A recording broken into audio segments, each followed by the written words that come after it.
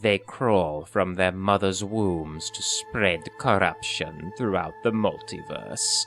What's not to love? You do not know me, but you will by the end of this. I was born to a noble woman in the upper district of Waterdeep. She was the mistress of a noble house. She had amassed great amount of wealth and influence, none of her own volition. She had earned this through a pact made with my father, former General of the Nine Hells and current Demon Lord of Pleasure, Decadence, and Unlimited Self-Indulgence. You know him as Grazet. The price was simple. All she had to do was spend a night with him and bear him a child. I am that child. I doubt she would have taken the deal if she realized giving birth to a half-fiend would result in her inevitable death. Though I thank you, dear mother, for being so ignorant. As for the noble house I was born into, they felt that a Cambion was not a proper heir. So they sold me off, and I sold for less than 10 gold. An adorable child like me. How insulting. Well, my real mother was dead, and my blood father was an entire reality away, so naturally there was no one to speak on my behalf. I was adopted to a band of brigands that frequented the areas around Waterdeep. It was a tiefling woman within this band of brigands who took wholeheartedly to raising me as her own. She likely thought I was a tiefling myself, an easy mistake to make on account of my horns, cloven hooves, tail, wings, and charcoal skin. Though nowadays I find being related to those lesser devils to be such an insult. I grew up and she taught me language, how to forage for scraps, how to hunt and fight. I was a natural at all of them, especially the killing. Following orders, not so much. My first job to prove my worth to the bandits was to steal some chickens from a farmer for us to eat that night. Why settle for one measly chicken when the farm is ripe for the taking? I returned covered in blood and with a key to our new home.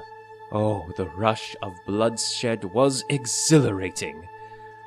The idea of fun for most of the people that raised me was drinking, gambling, brawling. I found only great release when I shed blood, and my opponent did not get up. Everything else was too easy. I inherited my father's devilish good looks, if you'll pardon the pun. It worked wonders for gambling and courting. A flattering smile here, a pretty word there, and they were eating out of my hands. By the time I was 13 years old, I already had a dedicated few followers, half of whom appreciated my beauty and wit, the other half terrified I would rip them limb from limb.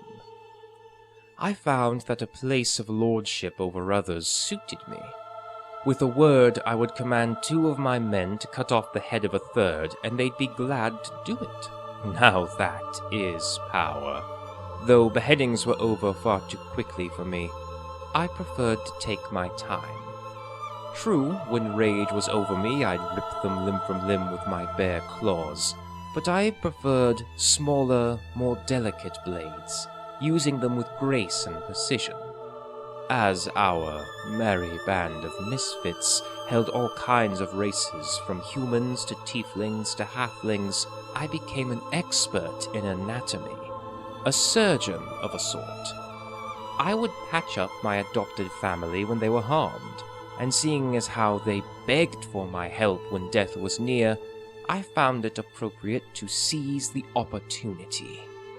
Though they swiftly sang a different tune when under my knife, especially when I informed them that I never used anesthetics. Oh, the look on their faces when I told them they would feel every little cut. That was always the best part. I recall learning my favorite subjects to work on were the half-elves. All the fiery expressions of humans with the sonorous screams of an elf. Now that's entertainment. Sadly, my dear adopted mother didn't have quite the same stomach as I did. For the first 13 or so years of my life, she endured everything. The fact that milk would spoil and flowers wilt nearby, that any animals we tried to raise would get sick soon as I touched them. If I had to put a day on when her motherly instinct shattered, it would be the day that her lover drowned. He boasted about being the strongest of the group, but refused to face me in battle to prove it. So I made him prove it another way. If he could swim across the river with stones chained to his feet, I would leave him be. A little push into the river, and he never came back up. After that, Mother attempted to stab me in the dead of night, murder me in my sleep like some common beast, and on my birthday just to add insult to injury. I would have died if I were truly a tiefling, but having true demonic blood in your veins has its advantages. Tough skin, for example. The blade barely cut through me at all. Then I got to show my mother one of my other tricks. With the command spell, I seized control over her body and parts of her mind, ordering her to stand still, and she went stiff as a board. I listed off the ways I thought about punishing her for daring to attack me in my sleep. Put her on my operating table, see what inside of her heart made her desire to do this. I could light her on fire, but I felt she was owed a sputtering of mercy for adopting me when no one else wanted me. So I stuck her with the blade and was done with it. With her gone, an example to the others, I quickly assumed my rightful place as leader of this troop of vagabonds and cutthroats. Had to put down the occasional detractor, but they were few and far between. Burning your enemies alive has that effect on people. As I delved deeper into the arcane secrets of my blood, I began to amass a small following of mortal and immortal alike, from brigands and cutthroats to quasits and imps. And from these little devils and demons, I heard tales of my father, Demon Lord Grazet, and decided I should have a meet with him.